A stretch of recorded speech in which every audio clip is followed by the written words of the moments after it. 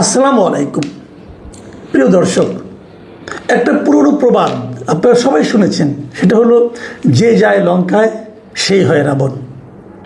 এখন এটা যদি আমি আমাদের এই বর্তমান সময়ের প্রেক্ষিতে অনুবাদ করতে চাই তাহলে কীভাবে দাঁড়াবে এভাবে, যে যায় সরকারে অথবা যে যায় ক্ষমতায় সেই হয় স্বৈরাচারী বলবেন নাকি স্বেচ্ছাচারী বলবেন না কি বলবেন, এরকম হয়।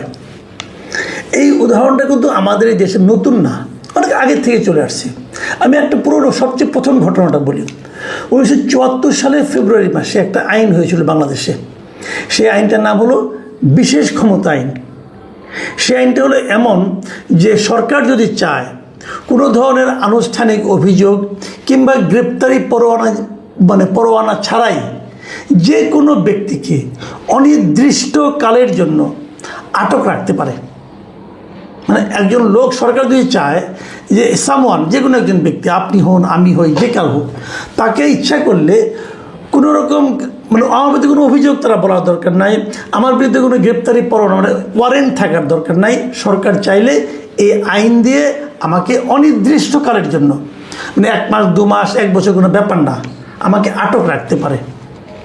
এটাকে তখনই সরকার করেছিল যে অজুহাতে বলেছিল চোরাচালানি বেড়ে যাচ্ছে, সন্ত্রাস বেড়ে যাচ্ছে, অতএব এই আইনটা করা দরকার এবং লোকজনকে ধরে ধরে আনা দরকার।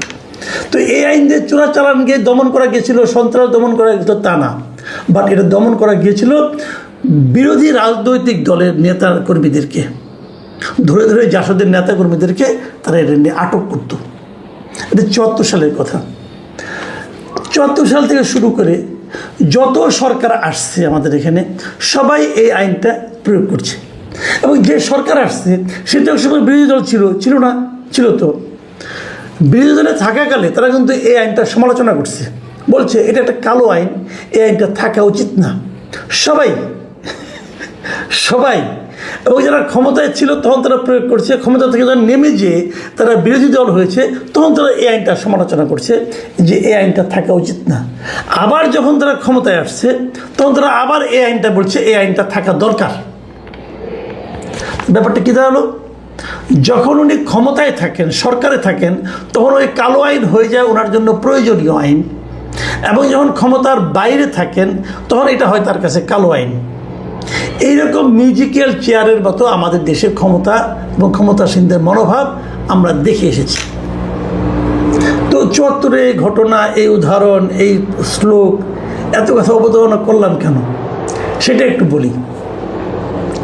আপনাদের মনে আছে যে আওয়ামী লীগ সরকার যখন 2008 সালে নির্বাচনে জিতে ক্ষমতায় আসলো, 2011 সালের দিকে তারা একটা স্থানীয় সরকার নির্বাচন করেছিল, মানে অনেকগুলি সিটি কর্পোরেশনের মেয়র নির্বাচন করেছিল, প্রায় 6টার মতো। সবগুলিতে আওয়ামী লীগ হেরেছিল, সব কটাতে।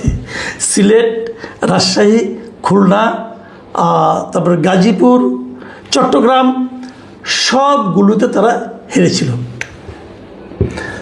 হারার পর যারা জিতেছিল তারা নিশ্চয়ই বিরোধী দলের লোক ছিল সবাই, এবং তারা যে খুব সুন্দরভাবে মেয়রশিপটা চালাতে পেরেছে তা কিন্তু না। এরা কেউই পূর্ণ মেয়াদে সুস্থভাবে মেয়রের চেয়ারে বসতে পারেনি। সবাইকে কোনো না কোনো আইন দিয়ে চেয়ার থেকে সরিয়ে দেওয়া হয়েছে। সরিয়ে দিয়ে ওখানে আওয়ামী লীগ তার দলের একজন কমিশনারকে ওই যে প্যানেল মেয়র বলে বানিয়ে তারা চালিয়েছে। কোনো একটা মেয়র দায়িত্ব পালন করতে পারে নাই। কেন পারে নাই? তাদের বিরুদ্ধে কোনো একটা আইন দিয়ে, কোনো একটা মামলা দিয়ে, তখন একটা নিয়ম ছিল, যদি কোনো মেয়রের বিরুদ্ধে কোনো একটা মামলা থাকে, ফৌজদারি মামলা থাকে, অথবা যদি সে ফৌজদারি মামলার আসামি হয় এবং যদি তার বিরুদ্ধে কোনো নৈতিক স্খলনজনিত অভিযোগ থাকে, এই সমস্ত কয়েকটা নিয়ম ছিল। এইগুলি কোনো একটা থাকলে তাকে সেখান থেকে সরিয়ে দেওয়া যায়। সরিয়ে দিয়ে অন্য একজনকে আপনি ওদের মাঝখানে প্যানেল থেকে কাউকে একজনকে আপনি বসাই দিতে পারেন। প্রত্যেকটা জায়গায় এই ঘটনা ঘটেছিল। মেয়ররা হয় জেলে গিয়েছিল অথবা পলাতক ছিল, ঘটেছে। কিন্তু এই আইনটার আমি খুবই সমালোচনা তখনও করেছি, এখনও করি। আমার কথা হলো, একজন লোক জনপ্রতিনিধি, জনগণ তাকে নির্বাচন করেছে, তাকে আপনি একটা প্রশাসনিক আদেশের মাধ্যমে, নির্বাহী আদেশের মাধ্যমে তাকে আপনি সরিয়ে দেবেন কিভাবে? কেন? তাহলে কি আপনি জনগণের রায়কে অবমাননা করলেন না? এটা উচিত না। একটা ছুতা নাতায় তো আপনি তাকে সরিয়ে দিতেই পারেন, এটা তো উচিত না। এই বিষয়টা যখন আমাদের অন্তর্বর্তীকালীন সরকার এলো, তারা এটাকে আরও নগ্নভাবে প্রয়োগ করলো। কীভাবে নগ্নভাবে প্রয়োগ করলো? তারা অন্তর্বর্তীকালীন সরকার দায়িত্ব নিল কবে? 2024 সালের 8ই আগস্ট।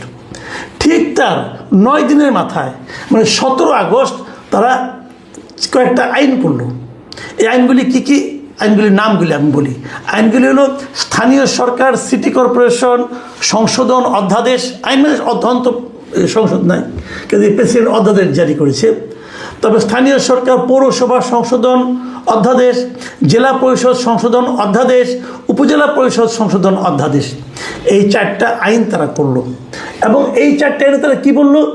তারা বলল, আগে যেরকম একজন প্রশাসককে, একজন মেয়রকে নির্বাচিত উপজেলা চেয়ারম্যানকে নির্বাচিত জনপ্রতিনিধিকে স্থানীয় সরকারের এদেরকে যেমন এখন একটা কারণ দেখিয়ে ছুতা নাতায় সরিয়ে দেওয়া যায়, এখন তারা দেখুন এতগুলি কারণ আমি কী করে দেখাবো? ওনারা কারণ দেখানোর মধ্যে ধারলেন না। ধার না দিয়ে ওনারা বললেন, মূল কথা হলো ওনারা বললেন যে যদি সরকার মনে করে যে বিশেষ পরিস্থিতিতে অথবা জনস্বার্থে এই জনপ্রতিনিধিদের বরখাস্ত করতে হবে, তাহলে তারা ইচ্ছা করলে করতে পারে। মানে কোনো রকম অজুহাত, কোনো রকম লেম এক্সকিউজ কিছুই দেখাতে হবে না। সরকার মনে করেছে যে বিশেষ পরিস্থিতি বা জনস্বার্থে। এখন বিশেষ পরিস্থিতি কাকে বলে বা জনস্বার্থ কোনটা, এর কোনো সংজ্ঞা কিন্তু এই আইনে দেখানো হয় নাই। এবং হয় নাই বলে তখন যে ঘটনাটা ঘটেছিল তা হলো 2024 সালে, মানে সেই যে আইনটা করলো 17 আগস্ট, তার ঠিক 2 দিনের মধ্যে 12টা সিটি কর্পোরেশনের মেয়র, 7টা জেলা পরিষদের চেয়ারম্যান, সারা দেশে সব উপজেলা পরিষদের চেয়ারম্যান, ভাইস চেয়ারম্যান, নারী ভাইস চেয়ারম্যান ও পৌরসভার মেয়রকে অন্তর্বর্তীকালীন সরকার অপসারণ করে। সব মিলিয়ে অপসারিত জনপ্রতিনিধির সংখ্যা হলো 1876 জন। এই 1876 জনকে এক নোটিশে অন্তর্বর্তীকালীন সরকার অপসারণ করে দেয়। তারা সবাই, এদের মধ্যে এমন লোক ছিল, যেহেতু আপনার উপজেলা পরিষদ এগুলোতেও আপনার সবগুলোতে একসঙ্গে হয় না, কোনোটা হয় তারপরে আবার মানে মেয়াদ শেষ হইতে আবার সময় লাগে, এক এক সময় হয়। এমনও দেখা গেছে মাত্র 15 দিন অফিস করতে পেরেছে, 15 দিন। এমন অনেক আমার কাছে আমার সঙ্গে বেশ কিছু উপজেলা চেয়ারম্যান, ভাইস চেয়ারম্যান, নারী ভাইস চেয়ারম্যান আমার সঙ্গে যোগাযোগ করেছেন। তারা বলেছেন, একজন আমাকে বলেছিলেন, ভাই মাত্র 15 দিন আমি বসতে পেরেছি। একজন বলেছেন খালি রেজাল্টটা হয়েছে, বসতেও পারি নাই। এখন এই এত টাকা খরচ করে ইলেকশন করেছে, ভোট পেয়েছে, সে এখন এক কলমের খোঁচায় নাই হয়ে গেল। কেন নাই? এটাতে প্রশ্নও করতে পারবে না। এটা কি কোনো সভ্য আইন হতে পারে? এই অসভ্যতা অন্তর্বর্তীকালীন সরকার করে গেছে 4টা অধ্যাদেশের মাধ্যমে। যাক, আগের সরকার, ওদের বদনাম বেশি করি না, আমি এখন বর্তমান সরকারের আমলে আসি। আপনারা জানেন যে অন্তর্বর্তীকালীন সরকার 133টা অধ্যাদেশ জারি করেছিল।